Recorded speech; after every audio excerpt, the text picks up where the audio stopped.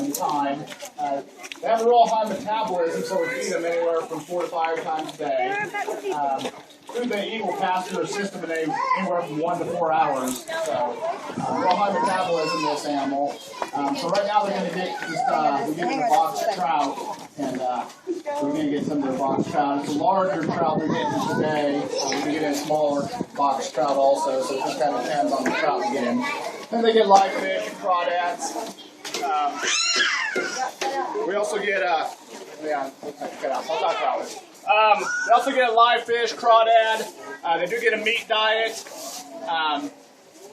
We also do a little hand feeding with them, where we'll sit in there, do a little hand feeding. We get a good look in their mouths, good look in their eyes. We have to individually medicate them. We can put the medication into fish pieces and make sure each animal gets the correct dosage. We do a little behavior training with them also, where we go in there, we have our target, and it's just a ball on the end of a stick. And we can kind of target them or guide them to different locations around the exhibit. So the main thing we like to do right now is take our scale in there to weigh them. And we can just get them on a scale and get a weight on them just by asking them to get up on a scale for us. So you can really train them to do anything. This is have the time consistency. We have a mother-daughter pair right now. In the wild, they live anywhere from 8 to 15 years. In zoos, 20, 25 years. So the adult female, the mother is 17, and her daughter is 4 years old. One thing with otters, they actually spend more time on land than they do in the water. So a lot of times when you come out here, you may not see them in the water. They spend about 60% of their time on land. Pretty quick on land. They have short bursts up to about 18 miles an hour. Really good climbers, surprisingly. That's why we have all this deadfall out here, climbing in logs. They climb up in all the branches and whatnot, so we give them that opportunity. But built for the water, web feet, strong, powerful tail, functions as a rudder. They have an inner eyelid. Their ears and nostrils are valves, keep water out. Fur-bearing animal, very thick, lush coat on their body. They have about 58,000 hairs per square centimeter. So very thick, lush coat, keeps these animals nice and warm. But it's also been kind of their downfall, being overhunted in the fur trade back in the day. Really knocked their numbers down to where 20 different states have had to do reintroduction programs, mostly back in the early 80s, to try and get river otter numbers back up. We do have otters in Kansas, not very many, mostly out in eastern Kansas because of those animals coming across the Missouri state line. Missouri had one of the more successful introduction programs, and so a lot of those animals are coming across Missouri side into Kansas. So that's mainly why we have the otters we do. So what he's doing right now is just giving them the trout pieces that they're getting for their afternoon snack today. They're getting the larger size trout today. Do you have a question? I can answer your questions up here. Can you see him, Danny? All right, let's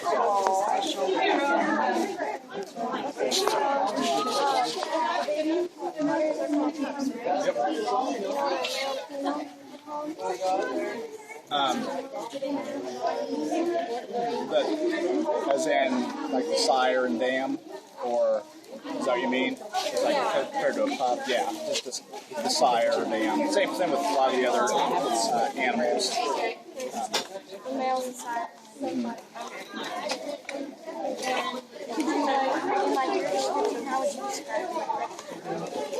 The adult female Sela, what's interesting with her is she came to us from another zoo. She came to us from the Kansas City Zoo. We were told she was a problem animal. They didn't get along good with the other animals. They didn't get along good with the keepers. Just real bad attitude. And she came here, and it's been wonderful to work with. Got along great with the other animals. Got along great with the keepers. So really, a lot of it is how the animal is housed. You know, the exhibit and their exhibit mates. How are they taken care of and managed? So that plays a part in their comfort level. So for her, you know, they said she was unmanageable, unworkable. She came here and paired up with our male and became probably the most prolific river otter in North America from 2003 to 2009, there's probably no other river otter in North America that had more babies than she did. And that's because of her being comfortable here compared to Kansas City. Maybe the exhibit wasn't enriching and stimulating enough.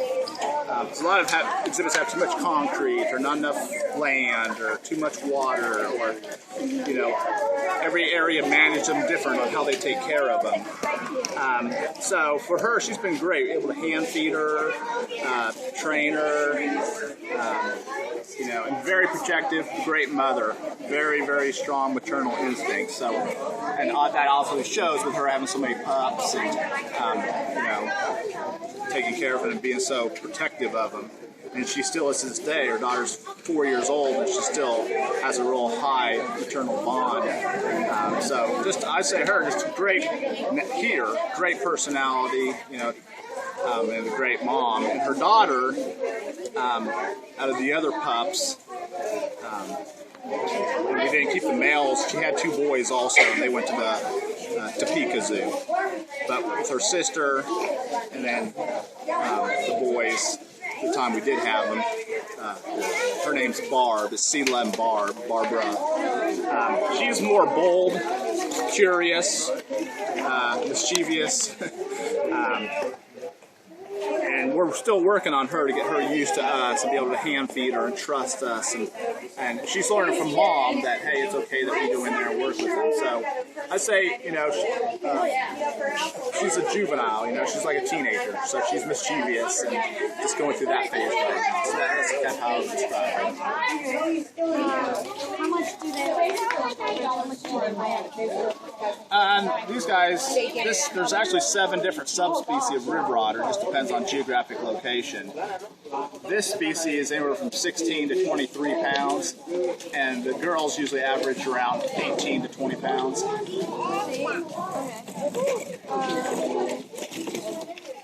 Can you describe their habitat? Well, they're found all over. There's actually 13 different types of otter found throughout the world. Asia, Africa, South America all have different otter species also. But river otter, like I said, there's 7 different subspecies, so it just depends on geographic location. And they just have some different, behaviors, what they eat, colors, weight, just a few different characteristics like that, just because living in different places, California to, Texas, different habitats and different lifestyles. But they're found all over, mostly freshwater. Really habitat, part of the problem's been water pollution, habitat loss. So they really need, habitat, like kind of what we have here is like a little snapshot of what they would like. They don't like to get too far away from the water. They like to have those varied shorelines, openness, and then deadfall, because that's where they would get out and hide, is somewhere in a little deadfall right by the bank, and that's where they would have their young. That's where they would rest and feel protected, because they're vulnerable to wild dogs or coyotes, or depending on where they're at. Some areas, alligator. So it just depends.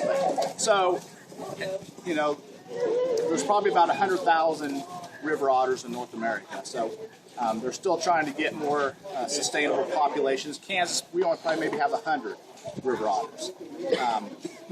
So still a lot of work to do to get more sustainable populations, but they are found all over, just limited numbers. Missouri has about 15,000. We have maybe 100. So. Wow, that's probably good. Okay. Thanks. All right. You said they climb? They do climb about every day. They'll climb up on those climbing structures and up in the tree. I would have never thought that. Yeah. Well, we wouldn't really either until, probably about 8 years ago. We came in one day and looked up in the tree, because we had a bigger tree out there, and there was a river otter up in the tree about 15 feet up. Oh. Wow. And like, oh. Okay, so we were worried it was going to hurt itself because they're not built to climb. They are pretty good climbers. The thing is, though, they can climb up, but they can't climb down. They just jump out. Oh. So we're worried about it hurting itself. So we built that structure to where it's easier for them to climb up, more of a gentle slope for them to climb up.